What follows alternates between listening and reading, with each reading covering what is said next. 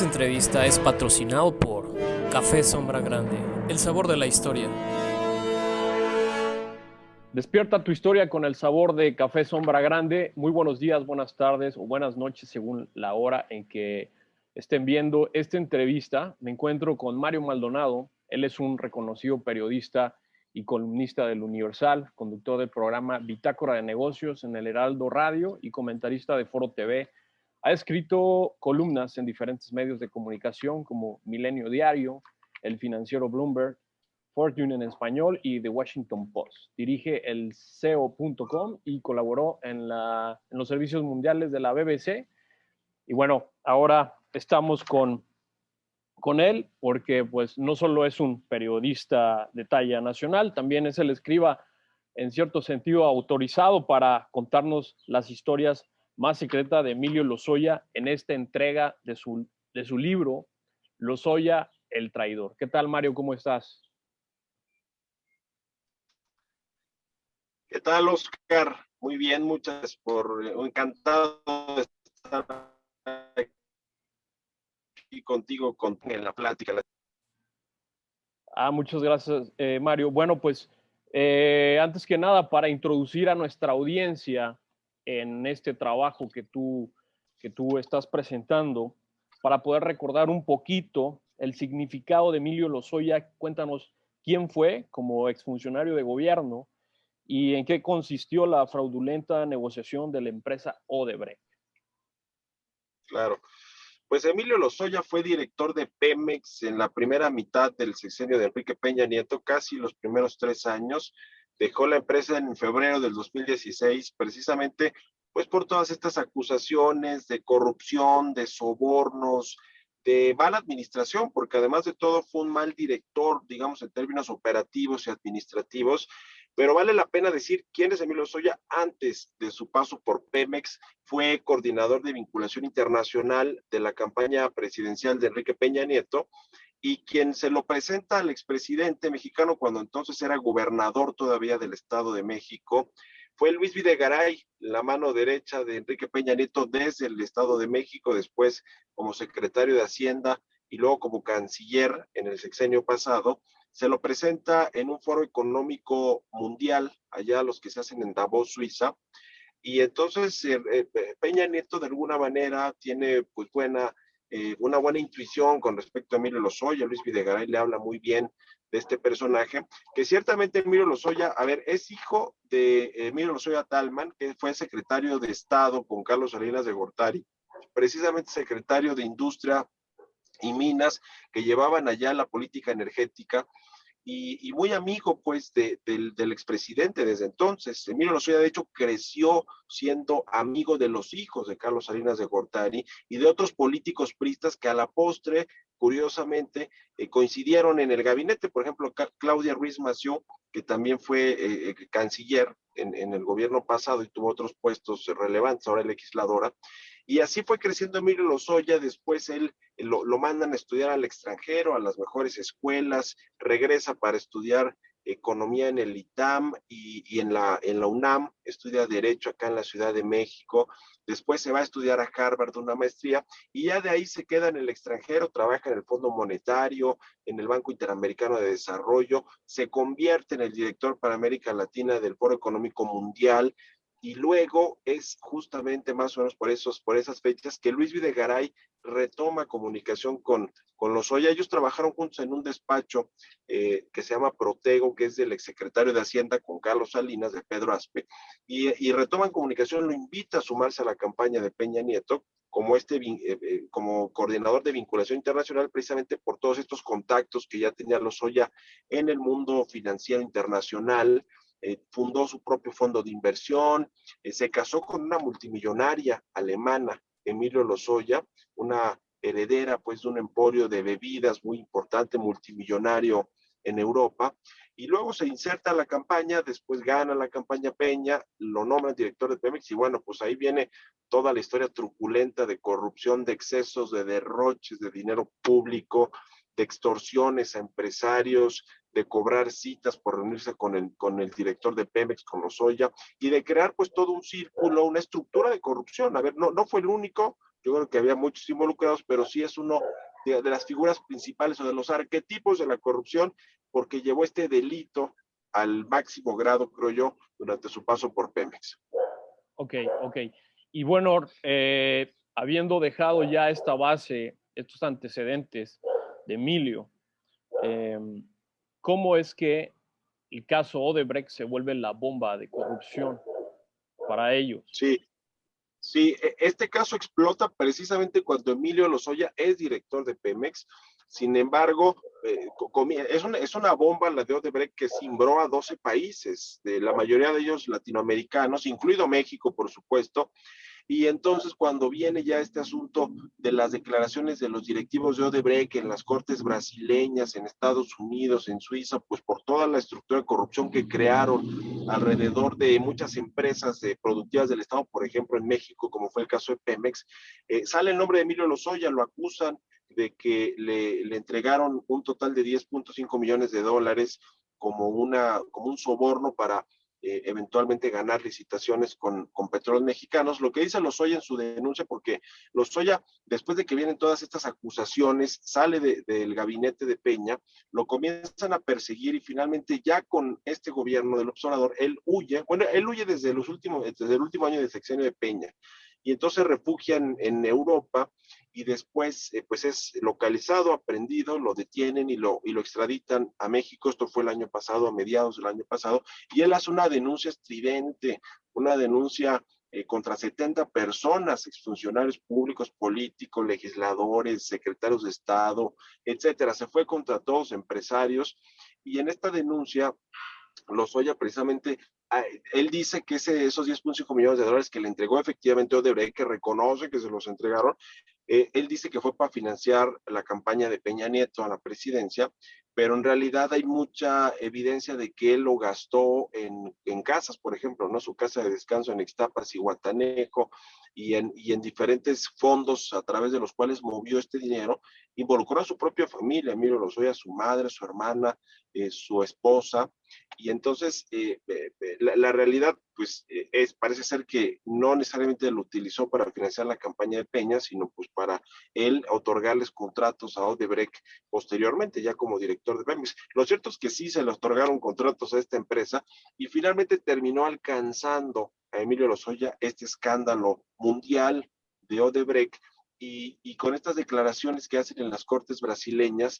pues México tiene para elaborar estos expedientes, integrar pues estos expedientes judiciales en contra de Lozoya, y es así como viene la solicitud de extradición, la ficha roja, y que lo detienen en Madrid, perdón, en las Agaletas, que es la costa española, es en Málaga, y él regresa extraditado, pero regresa ya con un acuerdo bajo el brazo. Su padre, Emilio Lozoya Talman, acordó con el fiscal general de la República un criterio de oportunidad, que es una suerte de testigo protegido. Lo que busca es este criterio, esta figura judicial que revele, digamos, toda la estructura de corrupción de personas más arriba de él, es decir, pues aquí estamos hablando solo del secretario en Energía, el secretario de Hacienda en ese entonces, Luis Videgaray, o del propio presidente Enrique Peña Nieto. Y lo que hace es esto, mire, Lozoya, con esta denuncia, cuando lo extraditan, pues se pone a las órdenes de la justicia mexicana, y ahí revela pues en 63 páginas con lujo de detalle todo lo que él dice fue la estructura de corrupción que pues estuvo presente en la administración de Peña Nieto y que tuvo que ver directamente con Pemex y con el escándalo de Odebrecht. Esos dichos está pues obligado a comprobar con pruebas Lozoya que efectivamente pues todos estos personajes legisladores les dieron dinero para aprobar la reforma energética, que Videgaray y Peña Nieto lo instrumentalizaron, utiliza esa palabra para referirse a que pues, él sí recibió los sobornos, pero les dijeron que Peña y Videgaray les dijeron que los recibiera y que los inyectara a la campaña, o las compras estas de activos tan cuestionadas, las dos plantas de fertilizantes, la de agronitrogenados y la de Fertinal, que también están pues en este asunto de la corrupción, ¿no? O sea, digamos, están acusados por temas de lavado de dinero, asociación delictuosa, cohecho, corrupción, en fin. Pero bueno, Lozoya no ha aprobado esto y ahorita está en un juicio abierto que debió haber terminado hace ya tiempo, pero que lo han ido alargando, alargando, alargando, creo yo, porque se desaseó mucho en todo el proceso y desde el inicio, cuando llegó Lozoya con un acuerdo reparatorio, con un criterio de oportunidad, pues parece ser que ya este acuerdo en lo oscurito que hizo su papá con el fiscal, pues como que le desvirtuó un poco este caso, y por eso yo en la bajada del libro, el libro se llama Lozoya el traidor, precisamente porque sus amigos exfuncionarios se sienten traicionados por lo que les hizo, llegar a declarar en contra de ellos con lujo de detalle, además de que traicionó a México, a Pemex, por supuesto, al Estado mexicano, por eso se llama Mujo el traidor, y la bajada del libro es el caso que pone en riesgo la cruzada anticorrupción de la 4T, del gobierno del presidente López Obrador, porque no se ha manejado de la mejor manera, y esta declaración incendiaria que hizo Lozoya en julio del año pasado y que se filtró a los medios en agosto, pues fue utilizada de forma política y mediática por el presidente López Obrador, que la trajo en sus conferencias matutinas, la hizo suya, dijo que estaba fuertísima la denuncia y dijo que era verdadera. Entonces se politizó el caso y yo creo que ya puso en entredicho por lo menos esta bandera de anticorrupción, y me parece un caso emblemático por todo lo que comentamos, ¿no? Y por todos los personajes que involucra, porque no es solo Emilio Lozoya, involucra él mismo en sus denuncias a panistas, priistas, perredistas, bueno, hasta un gobernador hoy en funciones, el gobernador de Puebla, a Miguel Barbosa, cuando era legislador, Lozoya lo involucra, pues, es decir, involucra a todo mundo, y por eso es un caso emblemático, creo yo, de corrupción, y debió haber sido emblemático para el gobierno de procuración de justicia, y creo que no lo ha sido. Ok. Mira, en esta película larga y de muchos puntos climáticos, hay unos pasajes muy interesantes que me gustaría como detallar con precisión. Una es la cuna de oro a la que pertenece Emilio Lozoya, que ya redondeaste parte de ello al inicio. Y una parte clave en esta narrativa de Lozoya es el flechazo ideológico, como bien lo dices en tu libro, de cómo Emilio Lozoya llega a convertirse en un amigo cercano de Enrique Peña Nieto. Y pregunto esto porque hay figuras claves como Salinas de Gortari y Luis Videgaray. Sí, el tema de la cuna de oro es un poco lo que decíamos, nació en cuna de oro Emilio Lozoya, hijo de Emilio Lozoya Talman, secretario y director del IMSS, del ISSSTE, perdón, con Carlos Salinas de Gortari, y además ellos son muy amigos en ese entonces, desde los 80s, 90s, ya con la presidencia de Carlos Salinas, se hacen muy amigos sus mamás, sus esposas, perdón, tanto de Lozoya Talman como de Carlos Salinas, se hacen también muy cercanas, y es así como Emilio Lozoya crece finalmente pues en esta cuna de oro, porque vivió bien en términos de dinero, nunca le hizo falta nada, su papá lo mandó a estudiar a Alemania desde muy chiquito, a una escuela militar, luego regresa a México a seguir, a continuar con sus estudios y a trabajar aquí también en el Banco de México y demás. Entonces se codea desde el principio con la élite política y financiera de México y del extranjero. Entonces, digamos, viene de esa estirpe, de esa cuna de oro Emilio Lozoya, y yo creo que también fue parte de lo que lo llevó a perder el piso cuando fue Claro. funcionario de Pemex, porque se sentía, por un lado, eclipsado por la fortuna de la esposa y de su suegro, que son herederos de este conglomerado de bebidas en Alemania, y por otro lado, en algún momento llegó a tener aspiraciones presidenciales. Lozoya, algún empresario de medios y los propios políticos cercanos que tenía, decían que él podía aspirar a ser presidente o a pelear pues por una candidatura a la presidencia. Entonces, digamos que estos dos temas a lo mejor lo hicieron volverse en Un un camino millonario viable, ¿no? insaciable, ¿no? Ok. Un millonario insaciable que buscaba a toda costa no solo el poder y el reconocimiento en México y en el extranjero, sino pues amasar cada vez más y más dinero, ¿no? Para poder salir de Pemex, pues si llegó millonario, multimillonario, pues salir multiarchimillonario más de lo que ya era. Entonces, creo que estas cosas llevaron a Emilio Lozoya a cometer muchos errores y a cometer pues Ya. todos estos delitos que al final de cuentas son. Y el tema Y, del flechazo ideológico, que tuvo con Peña Nieto, pues sí, porque a ver, Peña Nieto lo veía él como precisamente este nuevo PRI o esta nueva generación de funcionarios, que así los presumió Peña Nieto a los gobernadores, por ejemplo, por cierto que 3 de ellos están en la cárcel hoy, Claro, ¿no? los Esta Borges. nueva generación, pues fue una generación fallida finalmente, ¿no? De políticos, incluido, por ejemplo, pues por supuesto, perdón, Emilio Lozoya. Ok. El, el camino se da entre Salinas de Gortari, Luis Videgaray, hasta que llega Peña Nieto. Sí, curiosamente, te decía que Pedro Aspe, el exsecretario de Hacienda de Carlos Salinas de Gortari, quien le tocó todo este asunto de la crisis del 94, la crisis del tequila, él fundó después de que fue secretario de Hacienda un fondo de inversión y reestructuraban deudas de estados y cosas así que se llama Protego. Ahí trabajó Luis Videgaray, ahí comenzó su carrera, digamos, en el mundo financiero, y ahí trabajó también Lozoya. De hecho, Pedro Aspe fue mentor de ellos y profesor de ellos dos liberales que tanto criticaba el presidente López Obrador, sino que después cada quien sigue ya decide irse a trabajar a los organismos multilaterales como el Fondo Monetario Internacional, el BID, el World Economic Forum, ¿no? El Foro Económico Mundial, y Videgaray decide irse por el tema de la política, se relaciona con Peña Nieto, lo acompaña durante su gestión como gobernador, y ya cuando viene en la campaña a la presidencia es cuando vuelven a unirse estos dos caminos de Lozoya y de Videgaray, y que terminan muy mal, ¿eh? Yo en el libro le Sí, doy un hay capítulo un y medio capítulo, más o menos exacto. a toda la mala relación que al principio pues era buena, era de amigos, era de los dos. La verdad es que los dos además tenían una personalidad muy similar, ¿no? Muy egocéntricos, soberbios, con este poder que tuvieron durante el sexenio de Peña, y chocaron esos egos,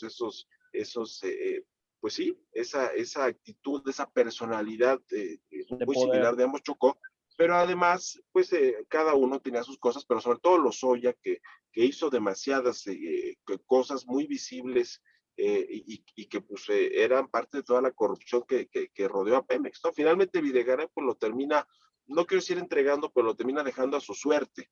Lo mismo que Enrique Peña Nieto cuando sale de Pemex y cuando vienen las investigaciones y las imputaciones directas y las órdenes de aprehensión en contra de Lozoya. Ok. Eh, Creo que la traición de Lozoya, a partir de la denuncia que hace, queda claro que la corrupción es un estilo de traición hacia el Estado mexicano. La traición de Lozoya fue inevitable debido a la cruzada anticorrupción de la 4T. Inevitable. Yo creo que sí, Lozoya ya no tenía de otra, pues, para poder tratar de que o lo absolvieran o le redujeran la pena por todos los delitos que se le imputaba, ¿no? Cuando estalló todo este caso de Brecht, que él tuvo que huir de México, y también hay todo un capítulo ahí de la huida que es muy interesante, pareciera una novela, una película, un guión de una película, de una serie de televisión, todas las versiones que hay de cómo huye, si lo protege o no la mafia rusa, en Rusia precisamente, y luego en España, donde termina refugiándose por más tiempo, en Alemania, al mismo tiempo que él está prófugo, detienen a su madre junto con sus hijos y la meten a una cárcel alemana en espera de la extradición a México. En fin, es una historia que incluso pues termina rompiendo el núcleo familiar de la familia Lozoya, precisamente porque Emilio no se quiso entregar, termina incluso poniéndolo su padre, eso es lo que dicen los cercanos, los abogados, para que las autoridades españolas pues lo detuvieran, y ya él había pactado previamente con el fiscal que regresara extraditado a México con un criterio de oportunidad.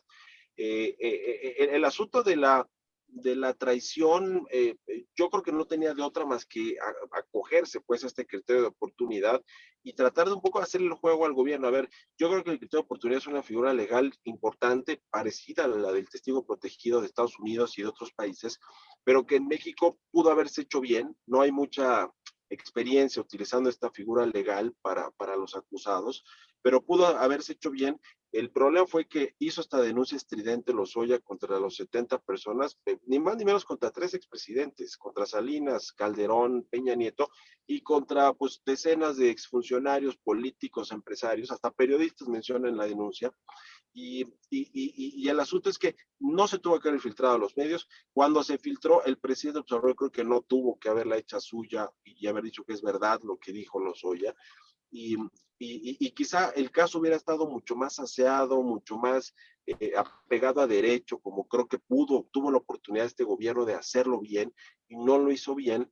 El tema es que Lozoya creo que no tenía de otra.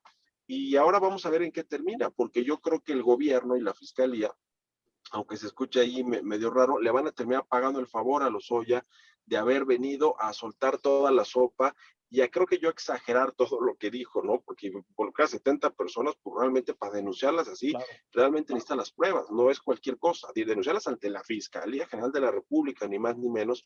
Entonces, pues creo que le van a pagar el favor, no sé si dándole menos años en la cárcel, no sé si eventualmente hasta con un acuerdo reparatorio, como sucedió con Alonso Ancira, el dueño de AMSA, que también está involucrado en estos temas de la venta de agronitrogenados, que regresó a México extraditado por precisamente de España hace unos meses, y aquí ya tenía pues el acuerdo reparatorio, le dio 216 millones de dólares, o hizo este acuerdo con Pemex, y adiós los cargos. Entonces, es una manera muy sui generis de hacer justicia en nuestro país, y espero que no suceda eso con los hoyos. Vaya, yo creería que no pasaría algo así, pero creo que no hemos visto todo en cuanto a este tipo de acuerdos bajo el agua que tienen este tipo de, pues de personajes políticos como Lozoya o empresarios como Ancira, que terminan pues dándole una lana al gobierno y adiós los cargos, ¿no? Sería creo que el peor escenario para todo este caso. Claro. Emilio Lozoya pasó de ser un espectacular y soberbio hombre dotado de poder, forrado de agentes armados, ya fuera por tierra o aire, a su llegada al piso 45 de la torre de Pemex y las restricciones de uso a los elevadores en esos momentos de arribo. Pasó de eso a un frágil ser humano que derramó lágrimas tras ser puesto en prisión por el gobierno de López Obrador. Tú que tuviste la oportunidad de entrevistarlo tras su aprehensión, ¿qué piensas o sientes de ello? Uh-huh. Yo lo entrevisté más bien antes de que se fugara de México, cuando había salido de Pemex, como un año y un mes más o menos después. Okay. Y ahí precisamente él seguía siendo este personaje pues muy soberbio, creía que tenía todo el poder, decía que Peña Nieto era su amigo, que le ofreció la dirección del Infonavit en México y una embajada, y que él quería dedicarse a sus fondos de inversión y a su familia. Pero efectivamente, o sea, él llegó siendo muy poderoso financieramente, se hizo poderoso políticamente como el director general de la empresa más importante del país, que sigue siendo Petróleos Mexicanos, y se manejaba como tal, ¿no? Pues como un jeque árabe, como un príncipe, como un CEO de una empresa transnacional de lo más importante. Sin embargo, pues siendo funcionario público no puedes hacer eso, a pesar de que a veces, de que llegaste siendo millonario, ¿no? Y teniendo una esposa heredera multimillonaria, creo que eso, esa soberbia de Lozoya terminó creándole muchos enemigos que a la postre comenzaron a filtrar toda la información de los malos manejos de Pemex y a convertirse en esta especie de denunciantes, quizá algunos públicamente y otros no públicamente, a la prensa y a las autoridades, que terminó pues por hundir a Lozoya, ¿no? Y terminó por hundir a Lozoya, y como él se hizo de muchos enemigos, o no supo ser amigo, creo yo, cómplice, pues, en el mal sentido, pues, porque sucede mucho en la política, de sus ex amigos, pues entonces lo dejaron solo y él terminó hundiéndose más y con estas pues, persecuciones, órdenes de aprehensión, y terminó mal, efectivamente, ¿no? Yo creo que, y por muchas personas que entrevisté para el libro, que Lozoya nunca se imaginó que iba a acabar como estaba, ¿no? Que iba a maldecir su vida cuando andaba ahí a Salto de Mata en España, mientras a su madre la detenían y la metían a la cárcel en España porque él la involucró junto con su esposa y su hermana. Por cierto, su esposa y su hermana hoy están prófugas de la justicia mexicana, tienen órdenes de aprehensión por temas relacionados con la corrupción de Pemex y de Odebrecht y de los desvíos de Emilio Lozoya, de desvíos de dinero público a cuentas privadas o personales. Entonces, yo creo que nunca pensó que iba a terminar así Emilio Lozoya. Y bueno, esta historia todavía no ha terminado, justamente, no están en un juicio. Él está en un juicio intentando presentar pruebas que parece ser que no las tiene, o que por lo menos no ha podido presentarlas por la fiscalía y el juez que lleva el caso no han validado todo este asunto y quién sabe cómo acabe, pero sí, digamos, pasó de ser este personaje todopoderoso, financiero reconocido en el mundo, con esposa multimillonaria y ahora pues no tiene más que un juicio abierto y 3 o 4 imputaciones por delitos graves en México. Ok. ¿Crees que haya una negociación en este intermedio definitorio sobre el caso de Lozoya entre López Obrador, Peña Nieto y Lozoya? La verdad, esa es una pregunta muy difícil de responder, sobre todo porque pues, yo creo que nunca se va a saber bien a bien si existió este Claro. pacto de impunidad entre Peña y López Obrador. Yo creería que sí hay algo de eso, y yo creía que dentro de este pacto de impunidad, si es que lo hay, no está incluido Emilio Lozoya, por supuesto. Sin embargo, el hecho de que su padre negoció con el fiscal este que les dio oportunidad, de alguna manera sí le da un manto o le dio un manto de impunidad o más que de impunidad, de un trato privilegiado de cómo llegó a México, que nunca vimos una foto de él, la fiscalía engañó con las camionetas de si venía o no, dijeron que tuvo una enfermedad importante durante el vuelo de España a México, una anemia que lo hizo terminar en el hospital y de ahí a su casa, ni siquiera va a los juzgados a firmar, es decir, le han dado un trato privilegiado a uno de los emblemas de la corrupción, es algo inentendible, pues inexplicable. Yo creo que tiene que ver finalmente con estos acuerdos que se hicieron en lo oscurito entre las autoridades judiciales mexicanas y el papá de Emilio Lozoya. El problema es que ahora ya no hay salida, porque ya la fiscalía va a quedar mal de una forma u otra, porque le compró la historia de que había muchas pruebas para incriminar, imputar a los denunciados, por lo menos a personajes de alto rango, por lo menos a Luis Videgaray, y parece ser que no las hay, no van a poder imputar a esos personajes. Y Emilio Lozoya, pues a lo mejor no le otorgan el criterio de oportunidad y los tienen que meter a la cárcel, pero ya después de todo el show mediático que se hizo, yo creo que ya incluso metiendo a la cárcel a Lozoya, este caso ya está desacreditado, creo yo, por completo por cómo se ha manejado. Es decir, ya no va a quedar bien el gobierno, y no era por quedar bien, pero tuvo la oportunidad, creo yo, de hacer justicia conforme a derecho, siguiendo un proceso impecable por el tipo de caso que significaba, y no lo hizo así. Por esa razón, podríamos pensar que pone en riesgo la cruzada anticorrupción de la 4T. Sí, totalmente. Yo creo que más que pone en riesgo la cruzada, creo que ya la puso en entredicho y ya hay digamos, insinuaciones o cosas que apuntan a que este caso no se manejó bien y no va a terminar bien, pues, porque no empezó de la forma correcta, como decía, con esta procuración de justicia conforme a derecho, como tuvo que haber sido. Creo que se desvirtuó desde el principio y la verdad es un caso muy, muy relevante. Yo creo que es el caso de corrupción más relevante de los últimos años. Obviamente ha estado este tema de la estafa maestra, de la Casa Blanca, que ni más ni menos fue el Waterloo de Enrique Peña Nieto, y ahí empezó su caída. Pero creo que al involucrar a tantos personajes, como dice Lozoya, que estuvieron metidos, creo que me parece el caso de corrupción más importante, ¿no? Y por el dinero también que se pudo haber desviado, que ahí sí no sé cuántos miles de millones de pesos o de dólares estamos hablando, pero es de muchísimo dinero y creo vaya, no se combate y que sí se hacen las cosas sin politizar la justicia, y creo que cayeron en esa misma trampa y en ese mismo juego de convertir este caso en mediático y político, y yo creo que hasta electoral, en una de esas, por lo que viene ahora el próximo 6 de junio, en fin, creo que pone más que en entredicho la cruzada anticorrupción de este gobierno. Algo más que la gente que no se haya visto en los medios, que la gente aún desconoce sobre Lozoya, Mario. Pues en el libro viene mucho de la personalidad de Lozoya, con muchos correos electrónicos que se mandaba con gente, desde empresarios, funcionarios de alto nivel, políticos, incluso hay algunos que revelan su personalidad, ¿no? Muchas cosas que no se conocían de la personalidad de Lozoya.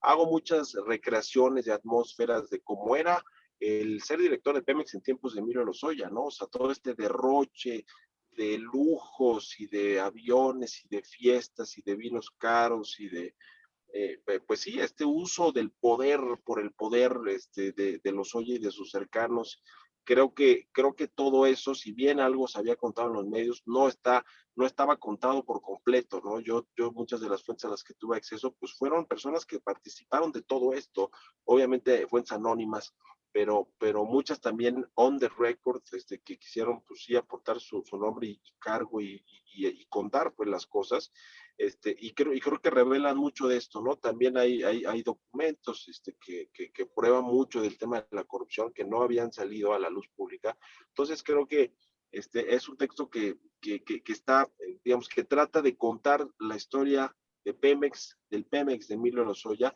desde el personaje como centro, porque creo que es el personaje que valía la pena contar todo lo que le precedió y lo que le antecedió, pues, y lo que siguió después de su gestión como director de Pemex, hasta el momento en el que estamos, ¿no? Que sigue el juicio abierto, pero quise yo poner mucho el acento en el detalle de la personalidad de Lozoya, de la psicología, y de tratar de responder la pregunta de cómo, que es la que se hacen muchos amigos y colegas y hasta familiares de él, de cómo llegó a cometer todo este tipo de errores, siendo que pues parecía que tenía la vida resuelta desde que llegó a Pemex, por cierto, muy joven, a los 37 años, y que sin embargo, pues se envolvió en toda esta trama de corrupción. No fue solo, es un representante de esta generación de la corrupción, que no solo permaneció con Peña, yo creo que sigue habiendo mucha corrupción, pero que sí fue muy emblemático también el nivel de corrupción